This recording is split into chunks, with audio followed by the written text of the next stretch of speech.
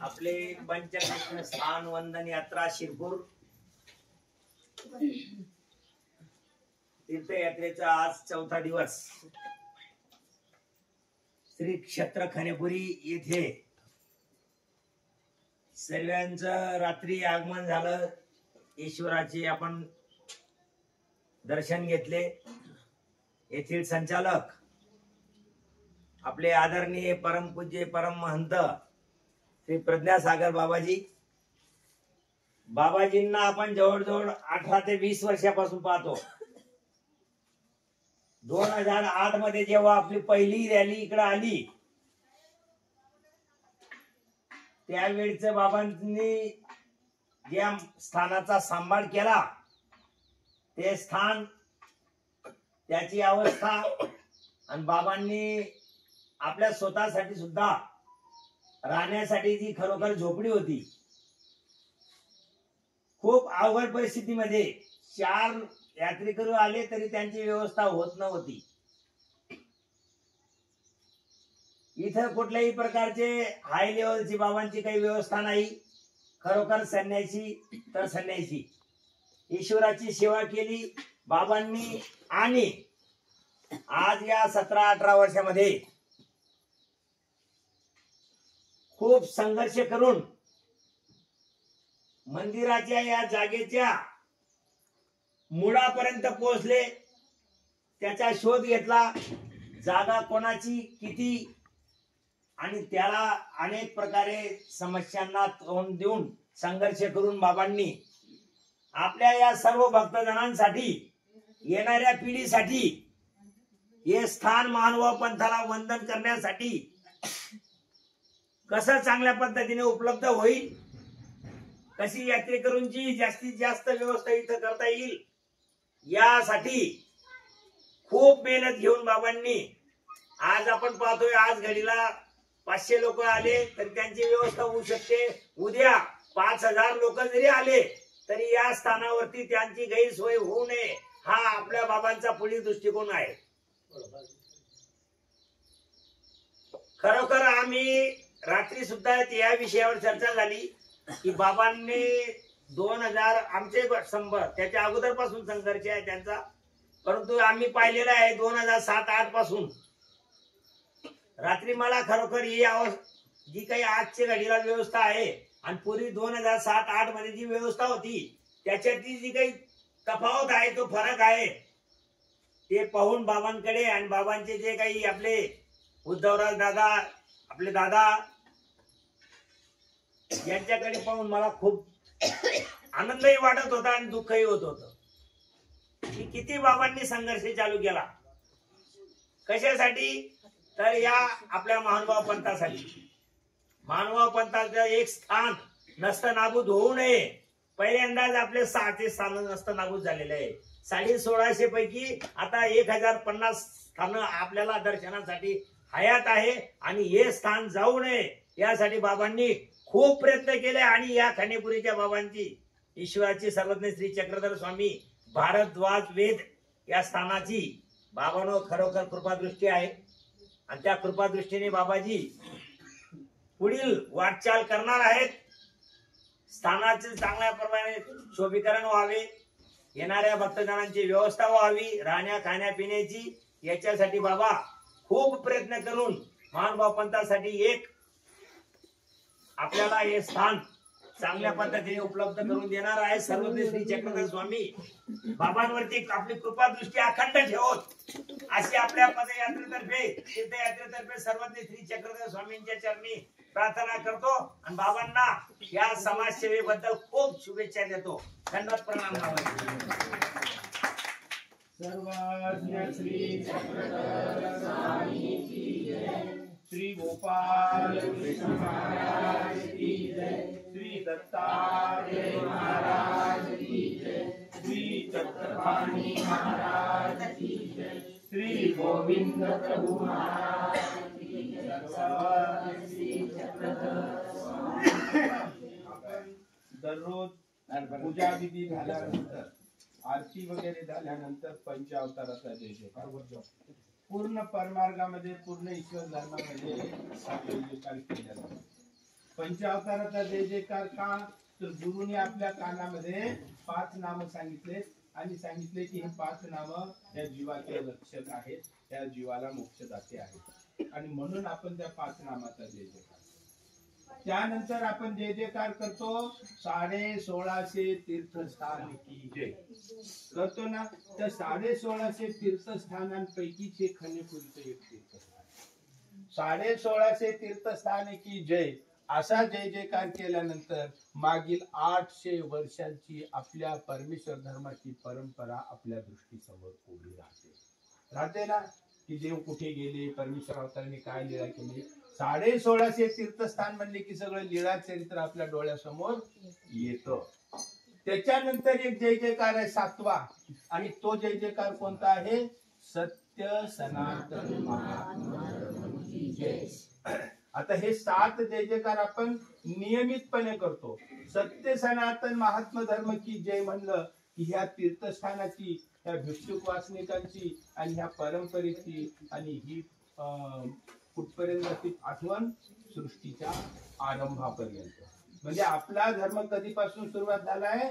सृष्टीच्या आरंभापासून सुरुवात झालाय. हे सत्य सनातन महात्मा धर्म की जय म्हणल्यानंतर आपल्या दृष्टीसमोर उभं राहतं. आता सत्य सनातन महात्मा धर्म हे काय आहे हा मुद्दा आपण समजून घेऊ. 1650 तीर्थस्थानची जय म्हणल्यानंतर इथली लीळा समजून घेऊ. बरोबर आहे का नाही? 15 मिनिट मला तुम्हाला द्यायचं चालेल ना? आता सत्य सनातन महात्मा धर्म की जय असं म्हणलं की सृष्टीच्या आरंभापर्यंत हा ईश्वर धर्म पोहोचतो. तो कसा? भगवान श्रीकृष्ण अर्जुनाला गीतेमध्ये निरूपण करताना 14व्या अध्यायातील 3ऱ्या व 4थ्या श्लोकामध्ये भगवान श्रीकृष्ण अर्जुनाला सांगतात की हे अर्जुना, मी तुझ्या समोर उभा आहे साकार रूपाने. सावळा वर्ण आहे, मोरपीस आहे, बासुरी आहे, पितांबर नेसलेला आहे. मी साकार अवतार रूपाने तुझ्या समोर उभा आहे. हे माझं परमेश्वराचं एक रूप आहे, साकार रूप. पूर्वी मी निराकार होतो. मला लांब गोल चौकोनी मनुष्याचा कुठलाही कसाही आकार नव्हता. निराकार अवस्थेमध्ये मी परमेश्वर होतो. माझं परमेश्वराच्या 2 अवस्था आहेत, साकार आणि निराकार. तर त्या अवस्थेमध्ये, निराकार अवस्थेमध्ये माझ्या स्वरूपामध्ये 4 गुण होते. दया, मया, कृपा आणि करुणा. हे 4 गुण होते आहेत आणि राहणार आहेत. ते नित्य आहेत. हे 4 गुणांपैकी कृपा नावाचा एक गुण आहे आणि त्या कृपा गुणाचं लक्षण आहे दान देण्याची भावना, दातृत्वशीलता, दानशीलता. की आपल्या जवळचा मोक्षाचा आनंद आहे तो कुणाला तरी द्यावा. देण्याची प्रबळ भावना परमेश्वराला प्रवृत्ती झाली. कारण दात्याला दान दिल्याशिवाय समाधान वाटत नाही. याच काला समाधान वाटतं ती खूप वेगळी गोष्ट, पण दात्यालाच समाधान वाटतं आपण दान दिलं. परमेश्वराला आपल्या जवळचा मोक्ष कोणाला तरी द्यावा याची प्रबळ अशी प्रवृत्ती झाली आणि मग परमेश्वराने ठरवलं आपलं दान कोणाला द्यावं हे मोक्षाचं. तर 3 पदार्थ तिथे उपस्थित होते, जीव, देवता आणि प्रपंच. हा प्रपंच जडमूळ अवस्थेमध्ये आहे. याला मोक्षाचा काहीच उपयोग नाही. त्याला मोक्षाचा आनंद देता येणं व्यवहाराला धरून नाही. देवता 81 कोटी 1.25 लक्ष 9 देवता आहेत, 10 देवता आहेत. या देवता आपापल्या स्वरूपामधील आनंदामध्ये निमग्न आहेत. बाहेरील सुखाशी किंवा दुःखाशी त्यांना काहीही संबंध नाही. बाहेरून कुठलं सुख आनंद दिला तरी त्यांना तो पोहोचू शकत नाही. त्या देवता आपल्या सुखानंदामध्ये रममान आहेत पंचप्रकारामध्ये. त्यांनाही मोक्ष देता येत नाही. राहता राहिला जीव. पण हा जीव पराधीन देवतेच्या स्वरूपाच्या आधाराने मायेच्या एका स्वरूपामध्ये कोठडीमध्ये तम नावाच्या कोठडीमध्ये पडून आहे. सुख नाही, दुःख नाही, अगदी असा सुख दुःख रहित अवस्थेमध्ये पडून आहे. परमेश्वराने त्याच्याकडे पाहिलं, अरे याचं स्वरूप आणि माझं स्वरूप समान आहे, हा माझा आनंद घेऊ शकतो. परंतु त्या जीवाच्या ठिकाणी अविद्या नावाचा एक दोष आहे आणि तो दोष या स्वरूपामध्ये भिनलेला आहे. जसं पाण्यामध्ये रंग टाकल्यावर तो पाण्याला कसा मिसळून जातो तसा तो अविद्या दोष त्या जीवाच्या स्वरूपामध्ये मिसळलेला आहे. जोपर्यंत अविद्या दोष आहे तोपर्यंत हा जीव मोक्षाचा आनंद घेऊ शकत नाही. जर याला मोक्ष द्यायचा असेल तरी त्याला या अविद्या दोषापासून मुक्त करणं गरजेचं आहे. आणि मग यासाठी प्रयोगशाळा निर्माण करणं गरजेचं आहे, सृष्टी रचना करणं गरजेचं आहे. आणि परमेश्वरांनी जाणलं आणि परमेश्वरांनी काय केलं की ही सृष्टी रचना करण्याचं ठरवलं. आणि मग ही आपली प्रवृत्ती आणि त्यांनी आपली ती मुख्य शक्ती चैतन्य मायेला सांगितली. आता हे कसं सांगतात भगवान श्रीकृष्ण ऐका.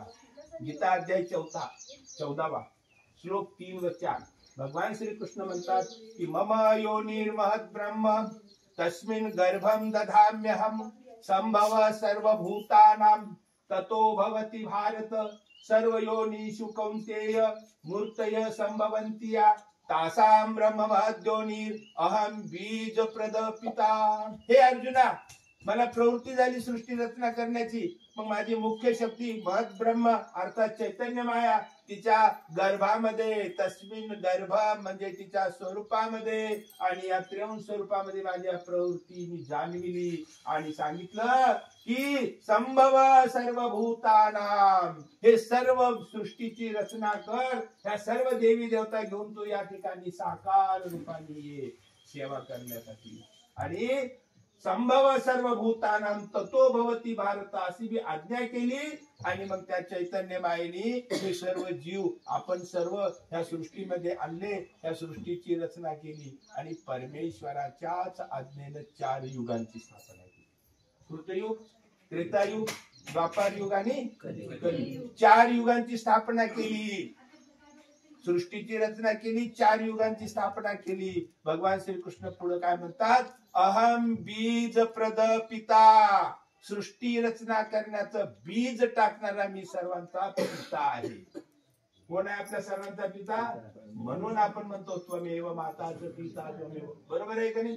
अशा प्रकारे सृष्टी रचना झाली, 4 युगांची स्थापना झाली आणि तिथे कृतयुग सुरुवात झालं.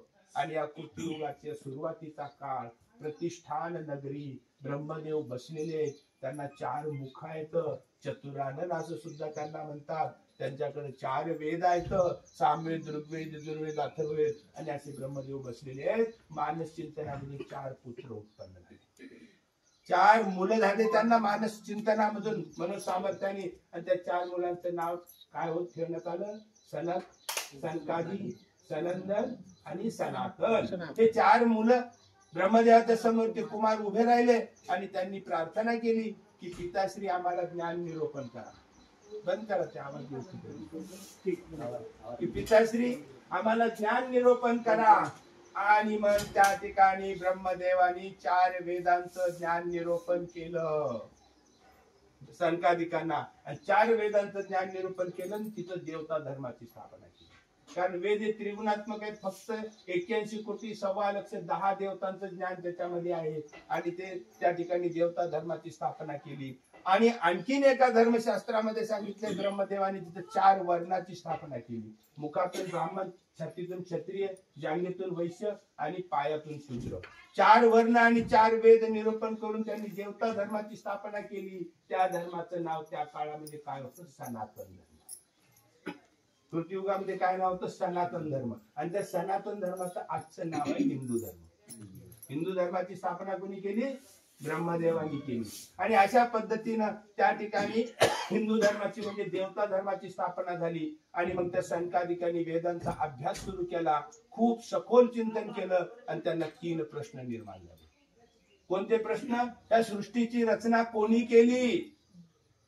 दुसरा प्रश्न, या जीवाला अविद्या बंधनातून मुक्त करणारा कोण आहे? तिसरा प्रश्न, या जीवाला शाश्वत असा मोक्ष देणारा कोण आहे? मामुपेते तु कौन्तेय पुनर्जन्म न विद्यते, असा शाश्वत मोक्ष देणारा कोण आहे? हे 3 प्रश्न त्या संकादिकांना निर्माण झाले. आणि त्यांनी त्या वेदामध्ये त्याचा शोध घेतला. पानावरती तो अर्थ शोधला, उत्तर शोधलं. ऋचा एक ऋचा वेदामध्ये शोधली, पण कुठेही त्यांना या 3 प्रश्नाची उत्तर मिळाले नाही. आणि म्हणजे सनकादिक ब्रह्मदेवाकडे आले आणि म्हणाले पिताश्री आम्हाला याचे उत्तर द्या. आणि हे 3 प्रश्न ब्रह्मदेवाला सांगितले. आणि तिथं ब्रह्मदेवाने ते प्रश्न ऐकले आणि ते विचारात पडले. कारण ब्रह्मदेवाला सुद्धा वेदाच्या पलीकडे ज्ञान नाही. तो सुद्धा परमेश्वराला जाणू शकत नाही. आणि ब्रह्मदेव विचारात पडले की आता या प्रश्नांची उत्तर तर माझ्याकडे नाहीत आणि मग कसं देऊ. ब्रह्मदेवाकडे उत्तर नाहीत म्हणजे 4 वेदामध्ये उत्तर नाहीत. 4 वेदामध्ये उत्तर नाहीत म्हणजे त्यांनी स्थापन केलेल्या सनातन धर्मामध्ये उत्तर नाहीत. सनातन धर्मामध्ये उत्तर नाहीत म्हणजे हिंदू धर्मामध्ये उत्तर नाहीत. आणि मग ब्रह्मदेव परेशान झाले आणि त्यांनी त्या निराकार परमेश्वराला प्रार्थना केली की हे परमेश्वरा प्रगट व्हा आणि या ठिकाणी मला ज्ञान निरूपण करा. आणि त्या ठिकाणी परमेश्वर आकाश मार्गे हंस रूपाने प्रगट झाले. तो परमेश्वराचा पहिला अवतार श्री हंस अवतार. युग कोणतं? कृतयुग. तो साधनदाता ईश्वर अवतार, तो उभय दृश्य ईश्वर अवतार. आणि त्या ठिकाणी परमेश्वर त्या ब्रह्म्याच्या सभेमध्ये हंस रूपाने प्रगट झाले. आणि त्या ठिकाणी परमेश्वराची विद्या एक विद्या ते ब्रह्म विद्या. आणि त्या सभेमध्ये त्यांनी ब्रह्मविद्येचं निरूपण केलं. आणि ब्रह्मविद्येचं निरूपण केलं सनकादिकांना. आणि या 3ही प्रश्नांची उत्तरं दिली की या सृष्टीची रचना मी केली मी परमेश्वराने. या जीवाला बंधनातून सोडविणारा मी परमेश्वरच समर्थ आहे, दुसऱ्याकडे सामर्थ्य नाही. आणि या जीवाला मोक्ष देण्याचं सामर्थ्य फक्त माझ्याकडे आहे. आणि या 3 प्रश्नांची उत्तरं दिली आणि सनकादिकांना बोध झाला. आणि उठून त्यांनी तात्काळ त्या ठिकाणी दंडवत घातला आणि तिथं ईश्वर धर्माची स्थापना झाली. त्या धर्माचं नाव काय होतं? सत्य सनातन महात्मा. तो महानुभाव त्या धर्माचं आजचं नाव काय आहे? महानुभाव. हे महानुभाव पंथाचं मूळ नाव काय आहे? सत्य सनातन महात्मा धर्म. म्हणून आज आपण सर्वत्र जय जयकार करतो. सत्य सनातन महात्मा धर्म की जय. अशा पद्धतीनं त्या ब्रह्म्याच्या सभेमध्ये श्री हंस प्रभूंनी आणि त्या ठिकाणी ईश्वर धर्माची स्थापना केली. सर्वज्ञ श्री चक्रधर प्रभूंनी सुद्धा ही घटना सांगितली. हे शास्त्र हंस अवतारी ब्रह्मया प्रतिनिरूपले. श्रीमद भागवत ग्रंथामध्ये 11 स्कंदामध्ये सुद्धा श्री हंस प्रभूंनी या धर्माची स्थापना केली आहे असं भागवतामध्ये पण सांगितलं. अशा पद्धतीनं कृतयुगामध्ये ईश्वर धर्म स्थापन झाला. अनंत मनुष्याने तो धर्म स्वीकार केला. ईश्वर धर्माचा खूप मोठा प्रसार झाला. आणि त्या ईश्वर धर्मामध्ये 2 गट तयार झाले. एक अनुसरती, एक ननुसरती. एक गट भक्तांमध्येच एक गट ईश्वराच्या आज्ञेप्रमाणे जीवन जगणारा, आचरण करणारा, अस्तिपरी आचरण करणारा, तो वर्ग गेला उद्धरून.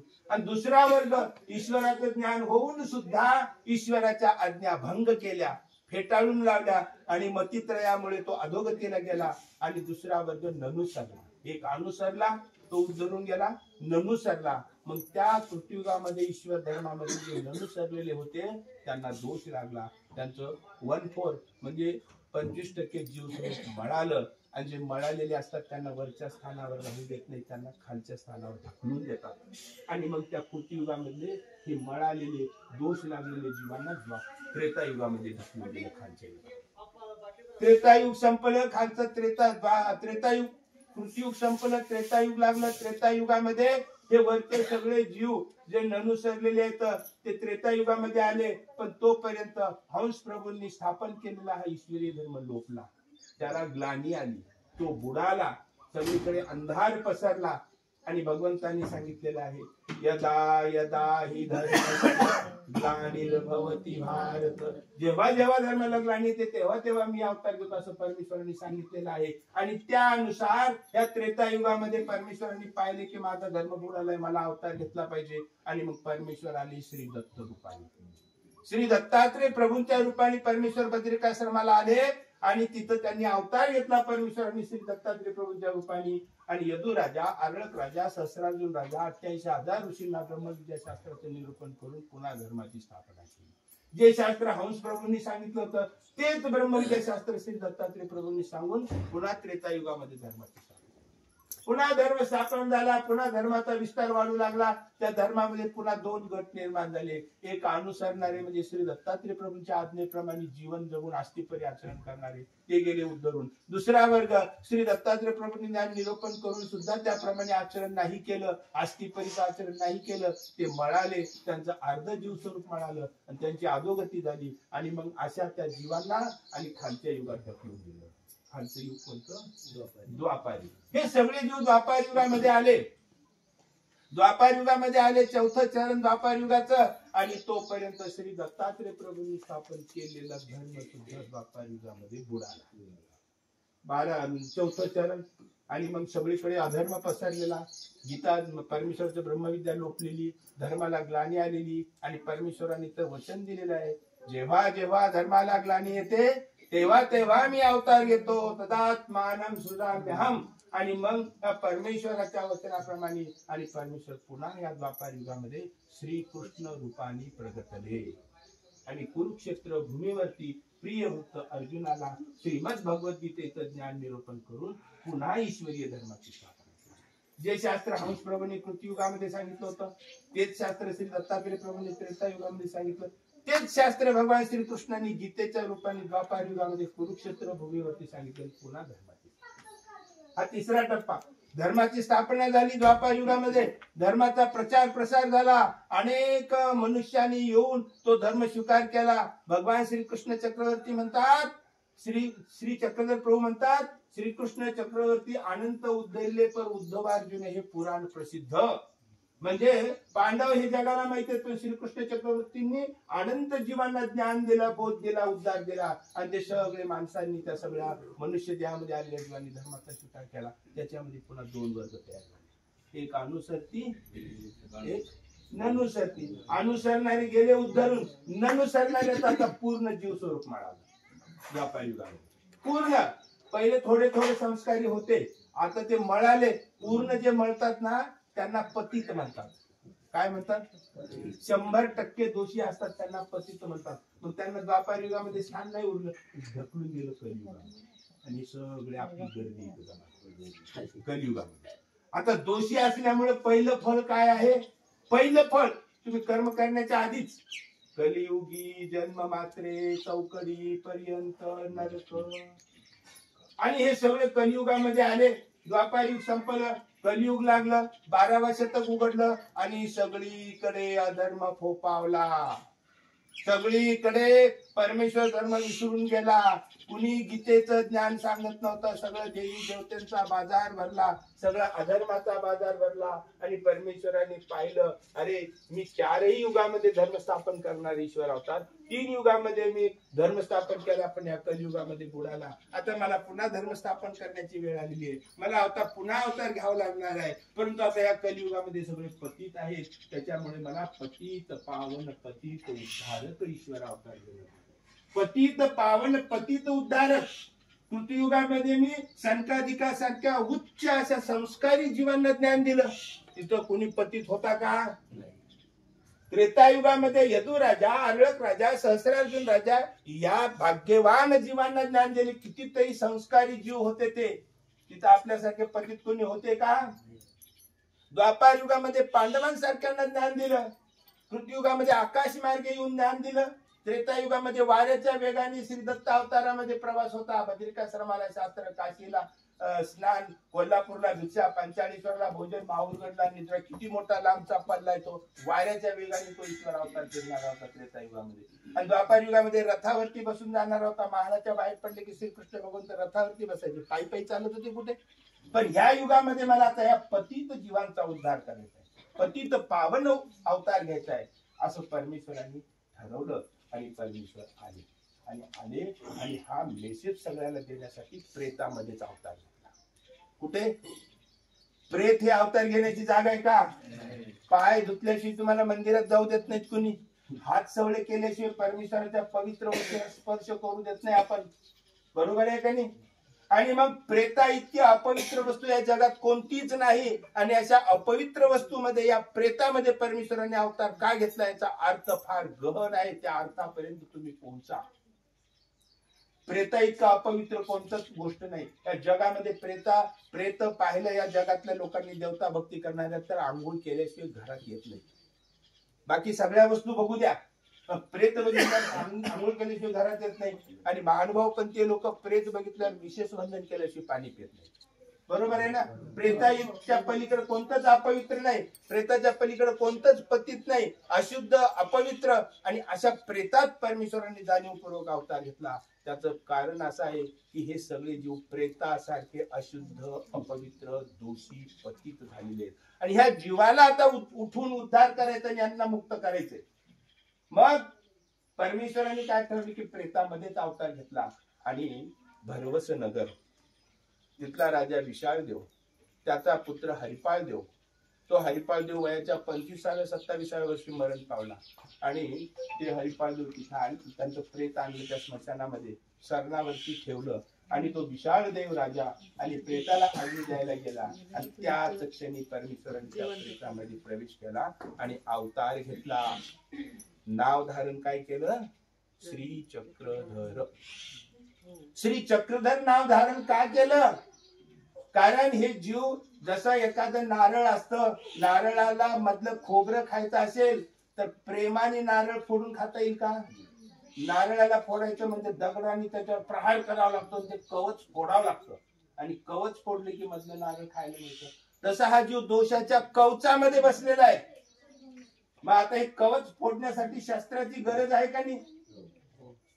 आणि मग ते शस्त्र कोणतं? ज्ञान चक्र आणि शक्ती चक्र.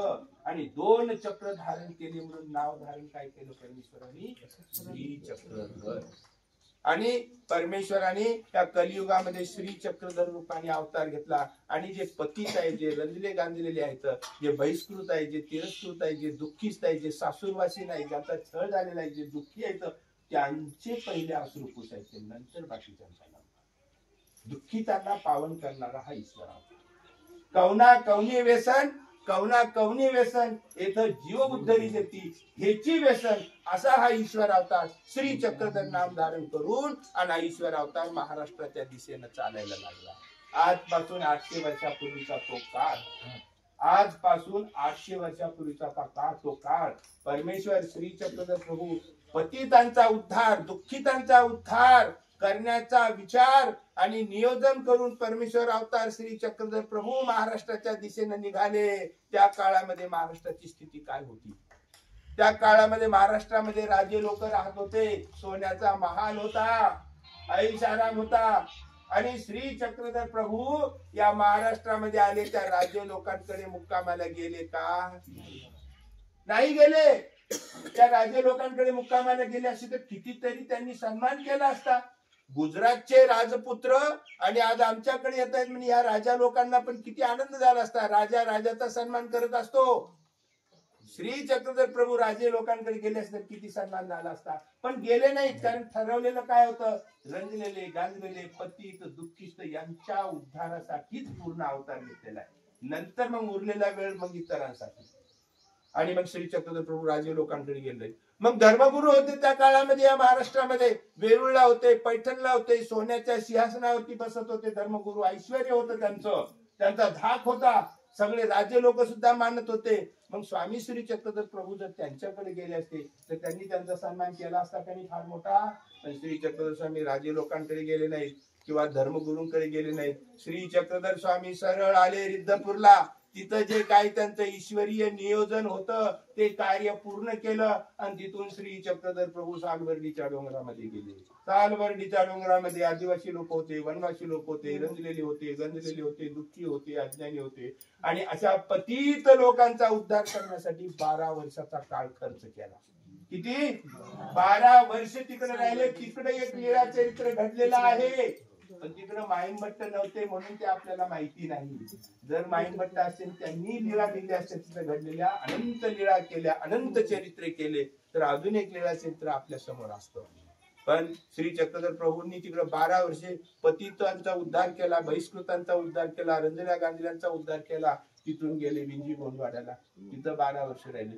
तिथून गेले वरंगळ प्रांतामध्ये आणि तिकडून श्री चक्रधर प्रभू महाराष्ट्रामध्ये आले. आणि महाराष्ट्रामध्ये गावो गावी वाडी वस्त्यावरती रंजल्या गांजल्या 18 पगड लोकांमध्ये जाऊन कुणाला आंधळ्याला डोळे दिले, पांगळ्याला पाय दिले, मुक्याला वाचा दिली. जे मेलेले एक होते सर्पदंशांनी माळी आणि त्या माळ्यावर कृपादृष्टी केली, त्याला जिवंत केले. राहीरला वामन पेंद्या नावाचा ब्राह्मण होता, त्याची पत्नी वारली. त्याचा परिवाराचा शोक ऐकून दयाळू मायाळू कृपाळू करुणाळू परमेश्वराचं हृदय गलबलून गेलं. त्या वामन पेंद्याच्या भार्याला जिवंत केलं. असं ज्ञान सुख देत दुःख निवारण करत आणि परिभ्रमण करत करत या 18 पगड जातीमध्ये ठेवून श्री चक्रधर स्वामींनी हा ईश्वर धर्म उभा केला. हा महानुभाव पंथ 18 पगड वेगवेगळ्या वर्णाचे वेगवेगळ्या भाषेचे सगळे लोक महानुभाव पंथाची स्थापना केली. आणि अशा पद्धतीनं परिभ्रमण करीत करीत श्री चक्रधर स्वामी हिवरळीला आले. हिवरळी म्हणजे जालना. आजचं नाव काय आहे? जालना. त्या काळात हिवरळी नाव होतं आणि श्री चक्रधर प्रभू हिवरळीला आले. आता ही पहिला टप्पा पूर्ण झाला. सत्य सनातन महात्मा धर्म की जय. आले लक्षात हा मुद्दा. आता दुसरा मुद्दा सुरू झाला. 1650 तीर्थस्थानी की जय. श्री चक्रधर प्रभू हिवरळीला आले. 2 महिने वास्तव्य केले श्री चक्रधर प्रभूंनी. दिवाळी साजरी केली आणि दुसऱ्या दिवशी आली भाऊबीज. स्वामींनी सांगितलं भक्त परिवारांना चला तयारी करा. सगळे जण म्हणायला लागले बाबा थांबा आणखी, उद्या आणखी थांबा. 2 महिने थांबले, अजून आम्हाला सेवेची दर्शनाची आणि याची संधी द्या. देव म्हणले पुढे अनेक जीव वाट बघतायत, त्या जीवांचा उद्धार करण्यासाठी आम्हाला जाणं प्राप्त आहे, आम्ही निघणारच. परंतु लहान बालिका होती एलाईसा, तिने देवाचे श्रीचरण धरले. बाबा मला भाऊबीज करायची उद्या, थांबा. आणि मग देवाने तिची विनंती स्वीकार केली आणि जालन्याला भाऊबीजेचा सण साजरा केला. आणि भाऊबीज झाल्यावर दुसरा दिवस तृतीया, कार्तिक शुद्ध तृतीया, सूर्योदयाच्या वेळेस श्री चक्रधर प्रभू खनेपूरला येण्यासाठी निघाले. आजपासून 800 वर्षापूर्वीचा काळ. कार्तिक शुद्ध तृतीया शके 1190 लीळा चरित्रामध्ये स्पष्ट लिहून ठेवलेलं आहे माईम भट्टांनी. आणि श्री चक्रधर स्वामी सूर्योदयाला निघाले जालन्यावरून आणि सकाळी 10-11च्या सुमारास इथे खनेपूरला पोहोचले. हे खनेपुरी गाव आहे इकडे दक्षिण दिशेला हाकेच्या अंतरावर. ही भूमी आहे खनेपुरी गावाच्या बाहेरची. आणि या खनेपुरी गावाच्या भूमीवरती तुम्ही सगळे आज आलेले आहात. हे खनेपुरी भूमीवरती तुम्ही बसलेले आहात.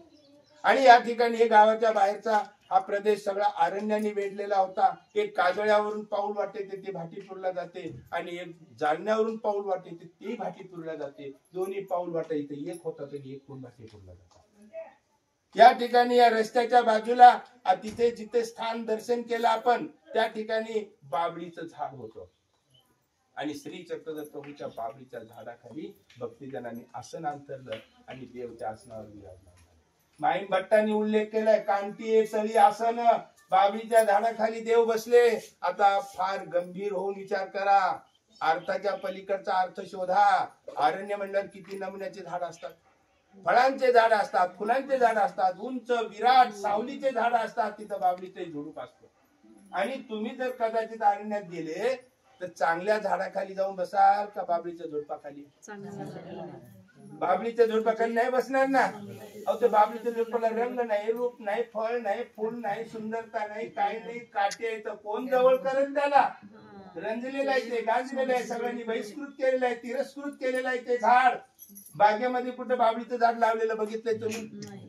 कारण त्याला जवळ कोणीच करत नाही. तुमच्या घरासमोर बंगल्यासमोर बाबळीचं झाड उगवलं तर तुम्ही ते तोडून लांब फेकून देता, इतकं त्याचा दुरावा. परंतु ह्या ईश्वर अवतारांनी संदेश दिला की ज्यांना सगळ्या जगाने लोटले, जे दुःखी जे सासुरवासी नाहीत, जे दुःखाने व्यापलेले तर पिडलेले आहेत, अशा जीवांचा आम्हाला कनवाळा आहे. त्या जीवांचा उद्धार करण्यासाठी तर आम्ही पायी पायी सगळीकडे फिरतोय. आणि श्री चक्रधर प्रभू बाबळीच्या झाडाखाली बसले आणि सांगितलं की जे दुःखी आहेत या सगळे दुःख निवारण करणारा हा ईश्वर अवतार आहे. आणि या ठिकाणी बाबळीच्या झाडाखाली बसण्याचा हा अर्थ आहे. श्री चक्रधर प्रभू बाबळीच्या झाडाखाली बसले. भिक्षेची वेळ झालेली आहे. नाथोबा बाईसांनी देवाला दंडोत केला, भिक्षेच्या झोळ्या घेतल्या, आज्ञा विचारली, गावात भिक्षाला गेले आणि भिक्षा थोड्याच वेळात भिक्षा घेऊन आले. पण देवाला थोडी दृष्टीपूत केली. सकाळी 10-11ची वेळ आहे. देवाला थोडी दृष्टीपूत केली आणि भक्तिजन समोर स्थानापन्न झाले. आणि इथे भगवंतांनी फार श्रेष्ठ असं निरूपण केलेलं आहे. पूर्ण लीळा चरित्रामध्ये उच्च प्रतीचं निरूपण आहे हे. याचा प्रचार नाही झाला. त्याचं कारण असं आहे, मध्यंतरी 200 वर्ष इथं साधूच नव्हते. 200 वर्ष साधू नव्हते म्हणून हे निरूपण समाजामध्ये प्रचारित झालं नाही. लीळा चरित्रामध्ये उच्च प्रतीचं निरूपण आहे. साधू असते तर सगळ्या महाराष्ट्रामध्ये, भारतामध्ये याचा प्रचार झाला असता. कारण साधूची शक्ती मोठी आहे.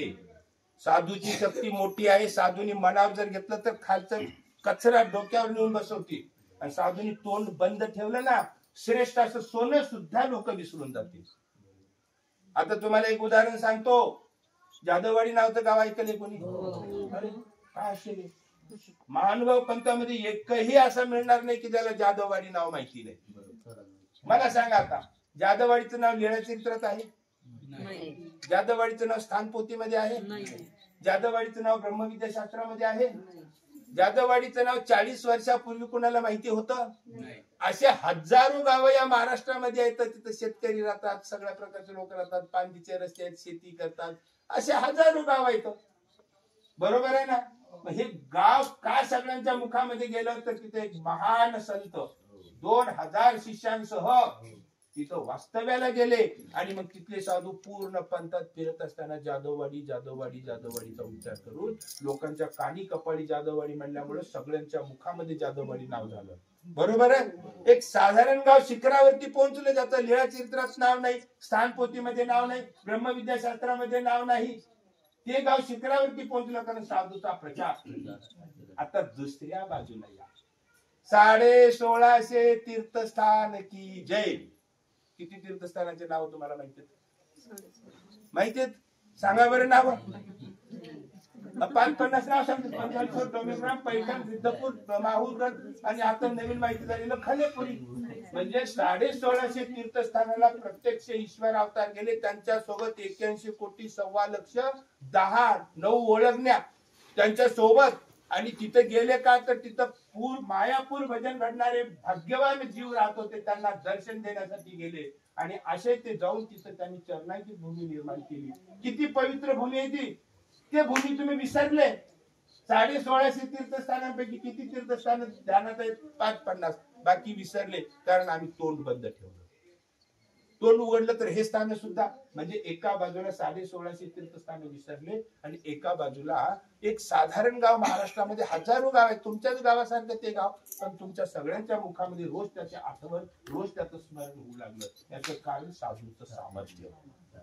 साधूनी जर तोंड उघडलं तर साधारण गाव डोक्यावर जाईल. आणि साधूनी तोंड बंद ठेवलं तर एवढं मोठं 1650 तीर्थस्थान सुद्धा तुम्ही विसरून जाता. तिथून तरी तुम्हाला कळणार नाही. सांगितल्याशिवाय कळेल का? आणि म्हणून या ठिकाणी 200 वर्ष साधू नसल्यामुळे इथली लीळाच लोकांना माहिती नाही झाली. इथं फार उच्च प्रतीचं निरूपण झालं. भक्तीजन देवाच्या समोर बसलेले आहेत. श्री चक्रधर स्वामी आसनावर बसलेले आहेत. भक्तीजन समोर हात जोडून बसलेले आहेत. आणि सकाळी 10-11ची वेळ आहे आणि श्री चक्रधर स्वामींनी निरूपण सुरू. देवाचं हृदय गलबलून गेलेलं आहे. दयाळू, मयाळू, कृपाळू, कनवाळू परमेश्वर या जीवांचं दुःख बघून हेलावले अंतकरण. गहीवरून आलेले आणि देवाच्या मुखातून वाक्य बाहेर पडतात. हा अवघा जणू ठकला ठेला असे, कवनी यांचे ठक फेडिता नाही. तू का ठकलासी ऐसे कवनी म्हणते नाही. श्री चक्रधर म्हणतात, अरे हा सगळा समाज ठकवले गेला, फसवले गेलेला, चुकीचं मार्गदर्शन केले आणि चुकीच्या रस्त्याने जाऊन खड्ड्यात पडून दुःख भोगत आहे. यांचं दुःख बघून आमचं अंतःकरण तुटत आहे. आम्हाला कळवळा येतोय. त्यांच्या उद्धाराची आम्हाला कळवळा येतो आहे. श्री चक्रधर बोलतात, हा अवघा जरूर ठकला ठेला असेल, म्हणजे फसवल्या गेलेला आहे. म्हणजे यांना चुकीचं ज्ञान सांगितलंय. म्हणजे फसवल्या गेल्या म्हणजे फसवणारा एक दुसरा वर्ग समाजामध्ये उपस्थित आहे आणि तो वर्ग आहे धर्मगुरूंचा. त्या काळातले धर्मगुरू ह्या समाजाला काय सांगत होते? देवतेची भक्ती करा, व्रत वैकल्य करा, उपास तापास करा, भूतप्रेताची भक्ती करा, समाधीची भक्ती करा, पक्षाचा बळी द्या, पशुचा बळी द्या आणि याच्या पुढे जाऊन पती मेला की सती जा. कोण सांगत होत हे? त्या काळातले धर्मगुरू सांगत होते. आणि राजाच्या राण्या सुद्धा सती जात होत्या. अहो राजाच्या राजघराण्यातल्या राण्या सती जात होत्या, ते काही कुण्या शेतकऱ्याच्या कष्टकऱ्याच्या मार्गदर्शनाने जात होत्या का? यांचं ऐकत होत्या का? त्या धर्मगुरूचा ऐकत होत्या. म्हणजे राजघराण्यावरती सुद्धा त्यांचा दबाव होता. आणि हा सगळा धर्मगुरूंचा समाजाला ठपवत होता, भगवद्गीतेचं ज्ञान सांगत होता. श्री चक्रधर प्रभू म्हणतात, अरे अरे अरे, सती गेल्यावर किती महापाप आहे. पती मेला की त्याच्या चित्तेवर या स्त्रिया उड्या मारतात आणि जाळून घेतात स्वतःला. हा देह, हा मनुष्य देह, स्त्रीचा असो की पुरुषाचा असो, हा मनुष्य देह फार मौल्यवान आहे. या देहामध्ये ब्रह्मा विष्णू महादेव आहे. या देहामध्ये 81 कोटी 1.25 लक्ष 9 देवतांच्या पिंडस्थ आहेत. या देहामध्ये संलग्नाच्या रूपाने चैतन्य माया आहे. या देहामध्ये जीवात्मा राहतो, जे ब्रह्मांडामध्ये सगळे या देहामध्ये आहे. आणि हा देह स्वतःचा मनुष्य देह असो की समोरचा देह असो, याचा घात केला तर त्याला महान असे नरक होतात. 13 प्रकारचे नरक होतात.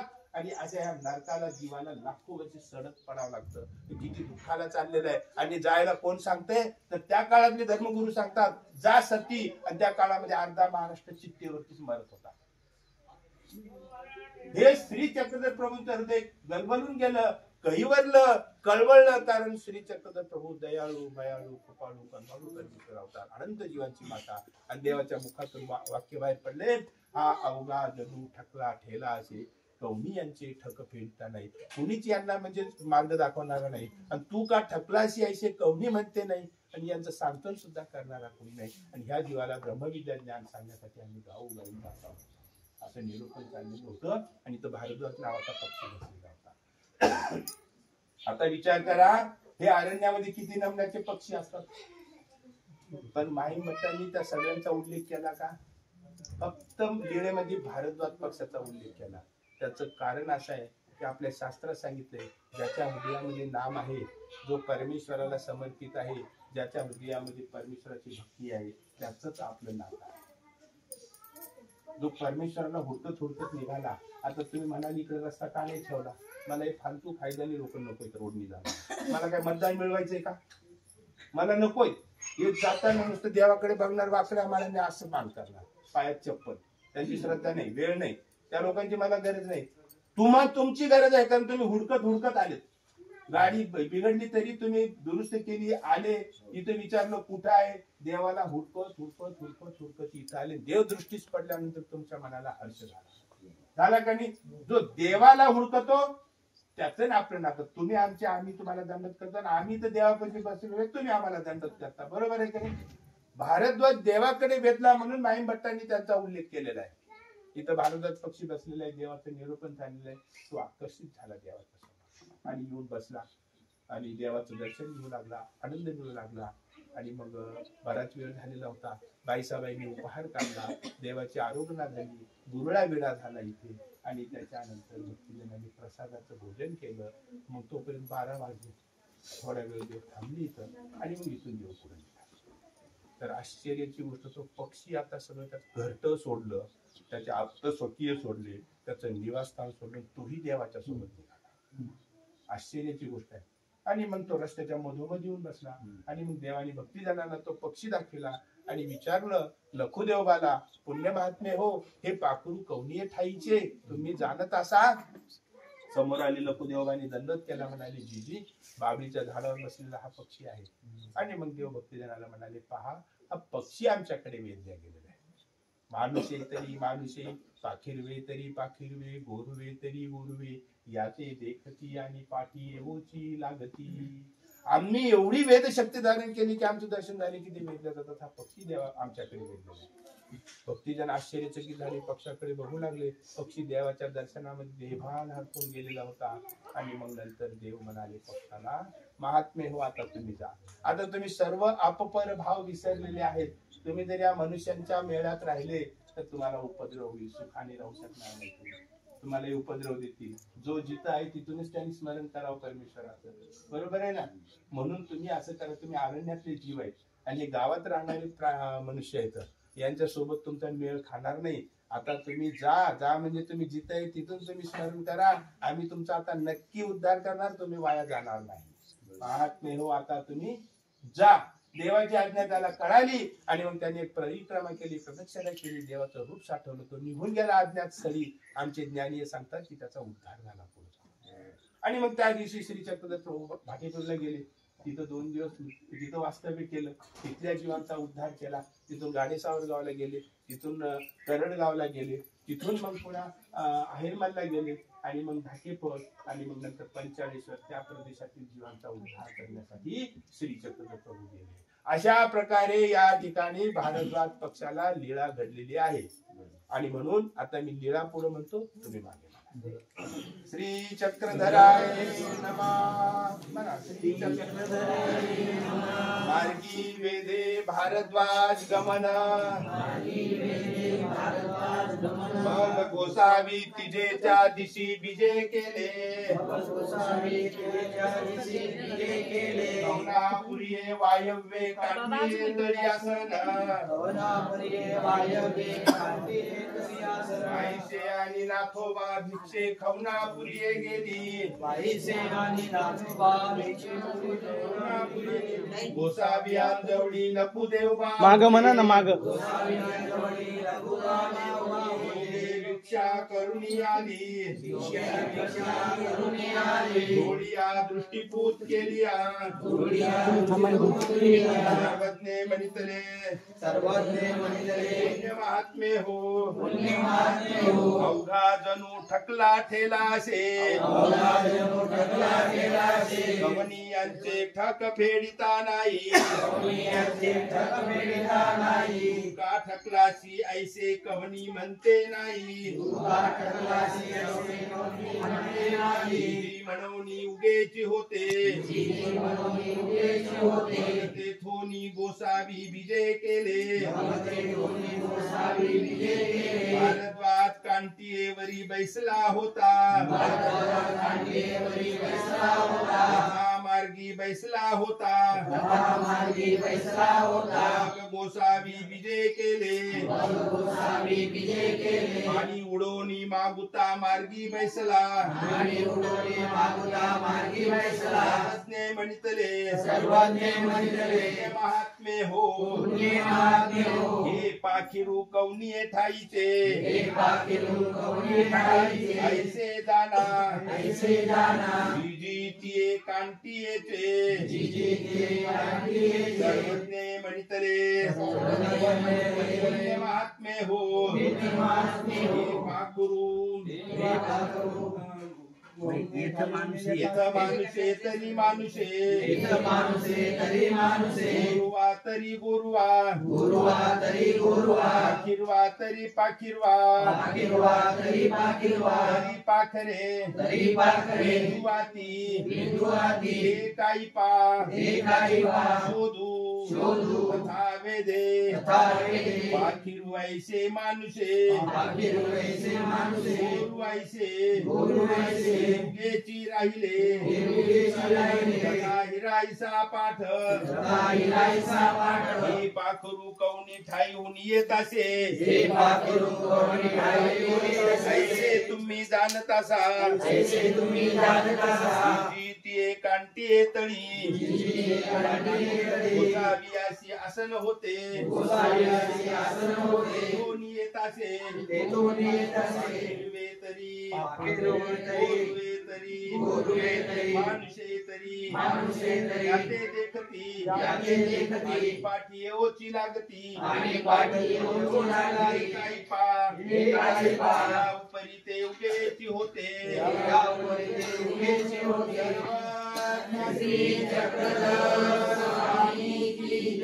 श्री गोविंद प्रभु महाराज की जय. श्री चक्रपाणी महाराज की जय. श्री दत्तात्रेय महाराज की जय. श्री कृष्णनाथ भगवान की जय. आज कार्मिकाबद्दल बोलायचं राहिलं, आदरणीय बाबाजी त्यांच्याबद्दल बोलायचं राहिलं तुमच्या. यांनी आपल्याला महानुभाव पंथाचा उगम कुठून झाला, महानुभाव पंथ किती युगापासून चालत आलेला आहे, कृतयुगामध्ये महानुभाव पंथाचं नाव काय होतं, सनातन धर्म, हिंदू धर्मापासून तर महानुभाव पंथापर्यंत हा चालत आलेला आपला महानुभाव पंथ, याची संपूर्ण माहिती अतिशय चांगल्या पद्धतीने बाबांनी आपल्याला दिलेली आहे. 1650 तीर्थस्थानाचं महत्व बाबांनी आपल्याला सांगितलेलं आहे. आणि त्याच्यातही हे श्री क्षेत्र खनेपुरी येथे सर्वज्ञ श्री चक्रधर स्वामींचं आगमन कसं झालं, स्वामींनी या स्थानावरती काय लीळा केली, भक्तजनांना काय निरूपण केलं, भारद्वाज पक्षी कसा वेधला गेला, जवळजवळ आपल्याला महानुभाव पंथाचं बरचसं ज्ञान आपल्याला आदरणीय बाबाजींनी थोडक्यात निरूपण केलेलं आहे. खरोखर बाबांचं हे ज्ञान, माहिती आपल्यासाठी प्रेरणादायक ठरेल, महानुभाव पंथासाठी सुद्धा अतिशय महत्वाची ठरेल.